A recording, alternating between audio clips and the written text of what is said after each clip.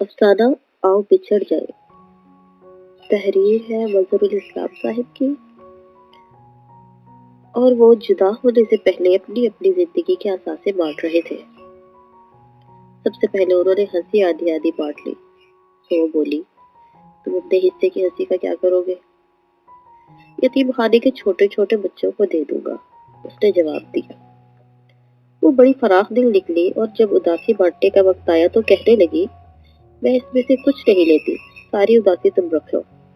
اس طرح اس نے سارا سفر، سارا انتظار، فضا کے سارے موسم، سردیوں کی تنہا شامیں اسے دے دی اور کہنے لگی، آج تو تمہیں اندازہ ہو گیا ہوگا کہ میں کنجوس نہیں ہوں۔ وہ بہت خوش ہوا اور بولا، وہ دوپہر بھی ساری مجھے دے دو جب ہم پہلی بار ملے تھے۔ وہ مان گئی، تو اس نے وہ دوپہر بھی اداسی، خزاں کے موسموں، تنہائی اور سفر کے ڈھیر پر رکھ دی۔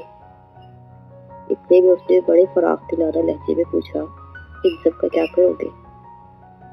وہ بڑے مطمئن لہجے میں بولا، اپنی اداسی کا جو حصہ تم نے مجھے دیا ہے اسے زندگی بھر اپنے ساتھ رکھوں گا، شام میں بوڑھے لائبریرینز کے نام کر دوں گا، انتظار میں ڈیر پر رکھے دیے میں ڈال دوں گا، جسے سرے شام جلا کر کوئی لڑکی کسی کی چاک کی منتظر ہوگی، سارا سفر خط میں ڈال کر پوسٹ کر دوں گا، جن کا محبوب دور ہوگا اور اس سے ملنے کے لیے بے چین ہوگا۔ ایک پر انگلی سے ایک لمبی لکیر کھینچ کر وہ بولی، سارا ماضی بھی تم رکھ لو۔ ایک دم خوشی کی ایک لہر اس کے چہرے پر اٹھی اور آنکھوں میں آ کر ٹھہر گئی۔ اس نے سگریٹ سلگایا اور بولا، تم نے اپنا سارا ماضی بھی مجھے دے کر بہت اچھا کیا، اس کا کیا کرو گے؟ اس نے پوچھا۔ اسے اوڑھ کر پھروں گا اور آنے والی گرم تنہا دوپہروں اور سرد شاموں میں۔